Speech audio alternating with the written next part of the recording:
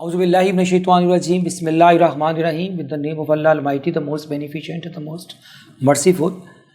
This segment basically is a coffee with your session, and today we have the particular focus in the flood relief operation in Pakistan. So we have an exclusive guest from overseas Pakistani, Tahir Javed Sahab. He's a very renowned political economist, entrepreneur, philanthropist, and whatnot. So he came to Pakistan to support Pakistani people who are in distress, especially the flood relief operations. He just brought a lot of the funds for supporting government and supporting the people. Tahir Sahab, thank you very much. Just share with us what kind of the support. You are a philanthropist. Each after 2-3 months you come down to Pakistan, and Pakistan faces the new challenges politically, economically, financially, administratively. What is your take, or especially the purpose of visit? Especially you, many channels covered your stories. What kind of the operations you are right now undertaking under flood relief, sir? Over to you, sir. When we saw the size of this flood, started receiving so many different small videos, through some friends. So we started communicating with the lawmakers, and in between, Congresswoman Sheila Jackson Lee, she already was thinking to come to Pakistan for last few months, and before the flood. Before the flood. So, but there's always something else, would come, and we change the date. So when we gave her the update of the flood situation, she said, let's go. Okay. And she was even sitting in Europe, and she said, let's go to Pakistan and, take a message of solidarity. But before we go, she wrote a letter to President to announce some aid for Pakistan. US President Biden. US President.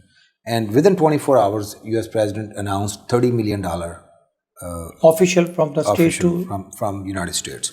So she came back, and 20 hours after she landed from Europe, we took the flight and we came here. And this was just planned like within, hours. Talked in 3 days and planned in 24 hours. Okay. Now, in between, she called other congressmen that whoever wants to join. So there was another Congressman Tom Sozi, who's the co-chair of Congressional Pakistan Caucus, along with Congressman Sheila Jackson Lee, who is the chair of Pakistan Caucus. So he was in some other country. Look, during some breaks, everybody takes some, like either go to their districts or make some international trips. So he rerouted his trip from whichever country he was, and he joined us here, 2 different flights with 4 hours difference. We gathered here in Islamabad. Then I received a call from another friend, Congressman Al Green, and he was quite upset that why I was not informed that you guys are going. And I said, well, Congressman, there is nothing too late. You can take a flight tomorrow and come join us. So he took a flight 24 hours after and joined us in Islamabad. So this whole the program was just kind of, as we're running, we are creating it. And I was on my basically on my phone and text messages, arranging with the authorities to get some helicopters to take them to the flood areas, and some meetings. So this support, you just with the team of the congressmen from USA, you came to Pakistan and supported the government. So this support is directly $30 million. You give the Prime Minister, who the person who receiving you guys as congressmen, or the president, or who the Pakistani the face? Where the money came? Yes. Okay, the money came to the embassy, and through US aids, they are spending it in the actually. And they spend directly, or it is a routing through the Pakistan machinery, bureaucratic machinery? No, it's not. So they are spending it with their identification that where the need is. So directly supporting. I believe they already executed the money because there was a huge need to do certain. Then when we took the tour to the flood areas, went to Hyderabad. So what is your perception about the devastation, especially with the different TV channels, the local media, the international media is covering these floods? So what did you do? Because you personally, physically, you came down rather than looking at the footage of the different channels. What is your personal experience about the level, the scale of this devastations? We went to Hyderabad by air and took helicopters to Dadu. We landed in Dadu and we went to the typical flood areas, met with the people.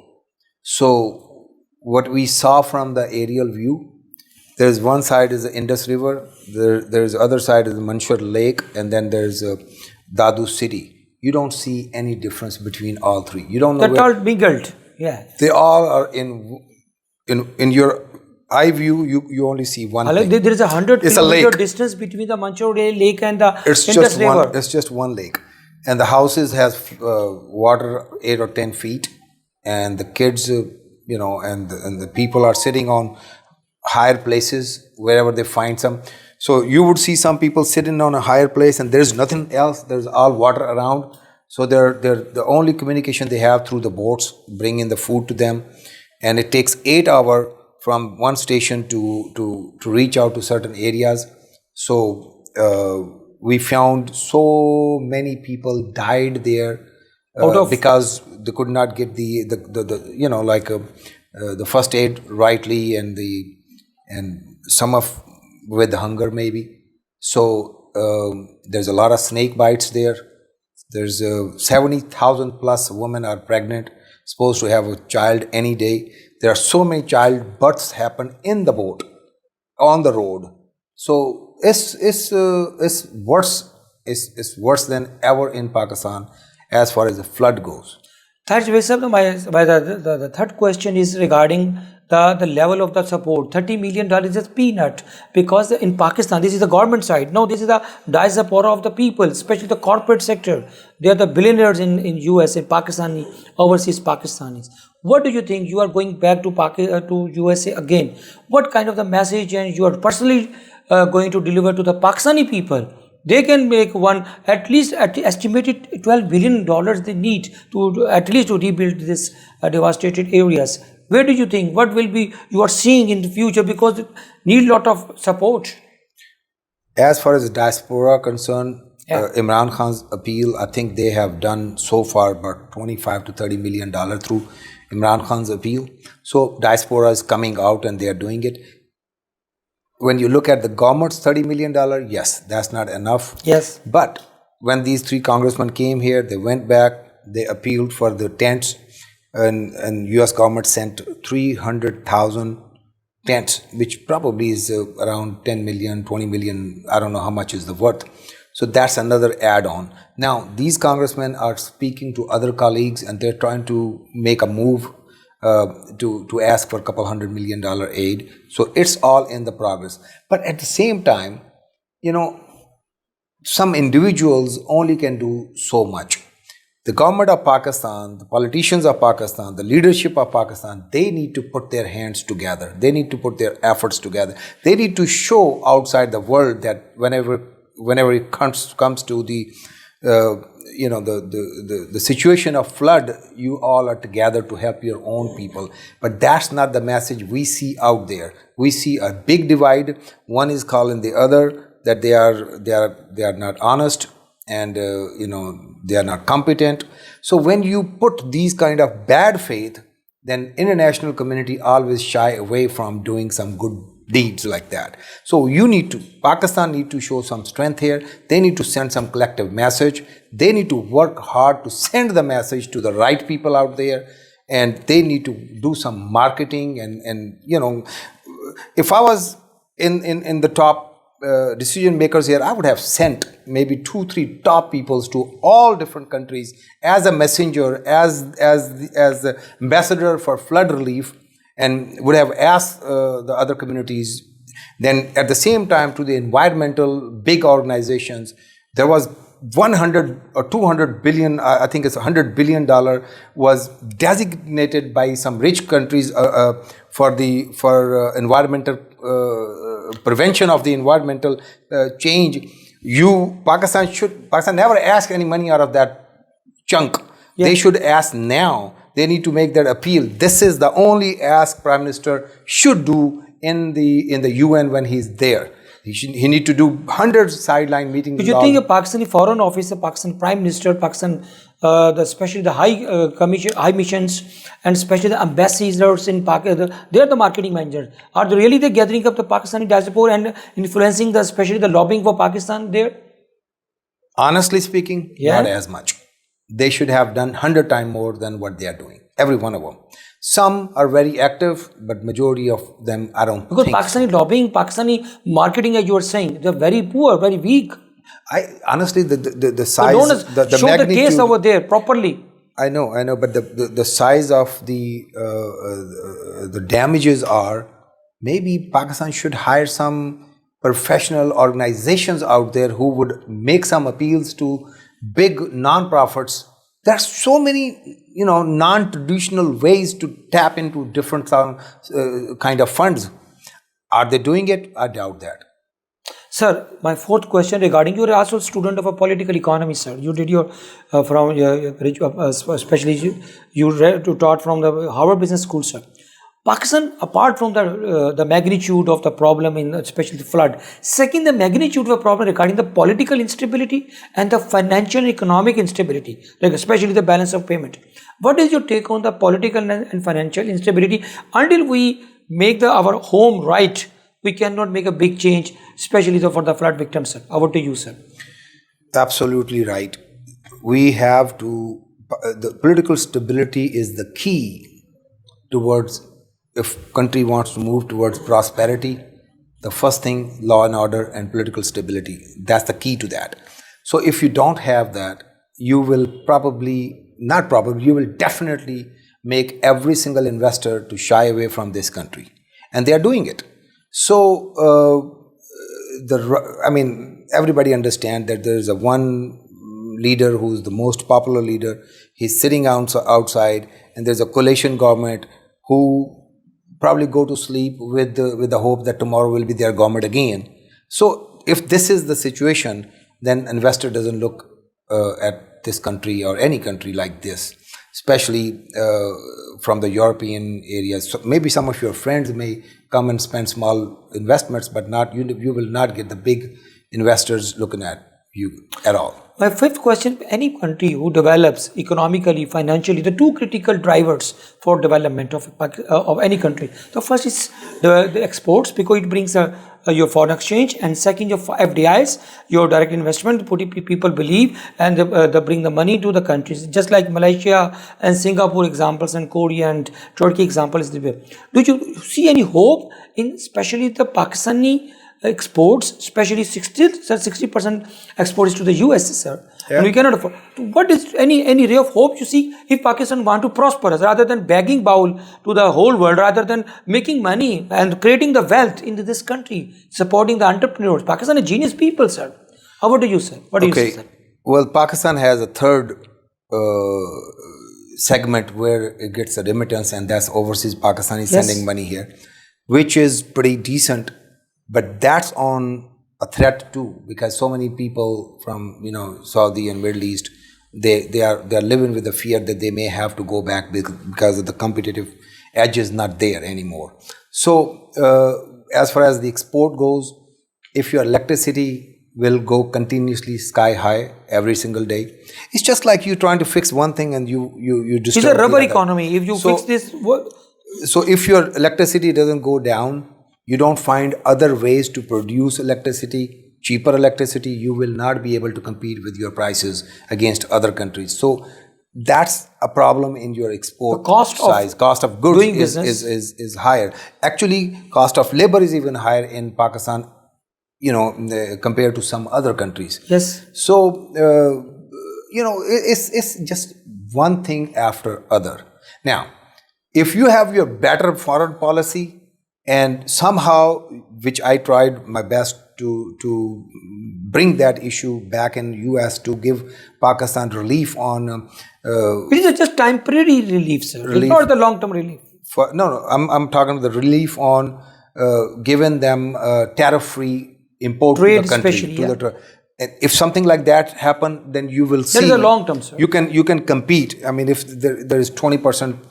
Duty is off and you are 10% higher prices of electricity, you still can, fill the gap and export your stuff. So there are some creative way to do that, and one should really put their efforts towards it.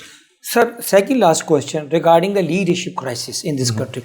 Apart from the flood crisis, the political crisis, financial, this is a leadership crisis, sir, in this country, especially either it is a political leadership, establishment leadership, even the corporate leadership, sir. What is your take? And what do you think we can turn around this Pakistan, sir, through this leadership crisis? I won't say leadership crisis.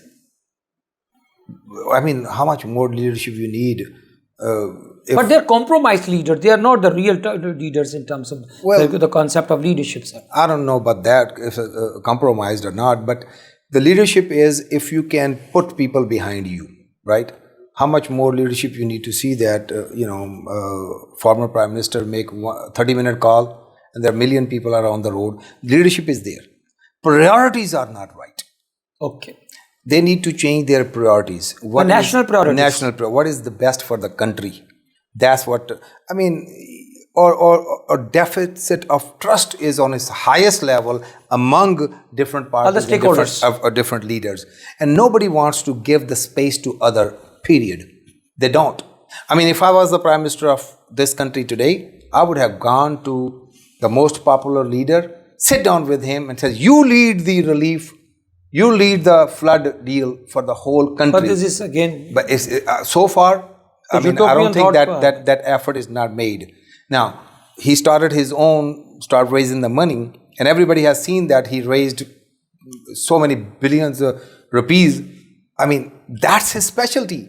Use him nationally for that. Put your pride on a side. It's a bigger disaster. We all need to work together to get to the solution of that. But nobody wants to sit down with each other. Nobody wants to work. There's a personal agendas, personal. And my last question to Tahir Sahab, regarding the optimism and the hope for the young people, because Pakistan is a big country, 6th populous country in the world, sir. Sir, इस नई नस्ल के लिए क्या पैगाम है? बच्चे बहुत ज़्यादा जॉबलेस, होपलेस, और कितने बच्चे इमिग्रेशन लेके कनाडा, यूरोप और यूएसए चले जाएंगे? What is message of young people? Does the poor, sir, आपको पता है 65% population is below 25 years of age. It means 15 crore नौजवान बच्चे हैं. क्या मैसेज है सर? बच्चों के लिए जनाब यही मैसेज है, stop looking at government, stop looking at somebody else who would come and help you to excel from where you are. Just put your efforts together, put your idea together, go around your family and friends and raise whatever the small capital you need to raise and get to your work and start doing something. And I'll tell you that today Pakistan is in a top, maybe second or third country when it comes to Amazon selling. When it comes to the back office, Pakistan is in top 2-3 countries. There are so many online businesses which you can do sitting in Pakistan to someone sitting outside Pakistan. Just don't look at anybody else. Pick up the idea, go to work, and just you will find some solution your own. Thank you very much, sir. Tahir sahab, बहुत बहुत शुक्रिया. The conclusion of this conversation is just Pakistan is a beautiful country, but the only thing we need stability at the top level. We should sit together for one vision, and we should put out the right leaders before the world. The top leadership go to the whole world and showing them that Pakistan is really facing the difficult times of its history. And the last one, especially the finding the young people, the new avenues, just like India, just like our neighboring country, $250 billion plus, they are just exporting the software and the IT products. Pakistan just 3 billion. There's a huge gap. We need to upscale ourselves. We need to see the new avenues through Amazon, through your social media, through the internet. If you have a one mobile, if you have one internet connection, you make the change. You can turn around Pakistan. इजाज़त sir को इजाज़त दें. See you today के ऊपर इसको ज़रूर देखिएगा. अल्लाह हाफिज़.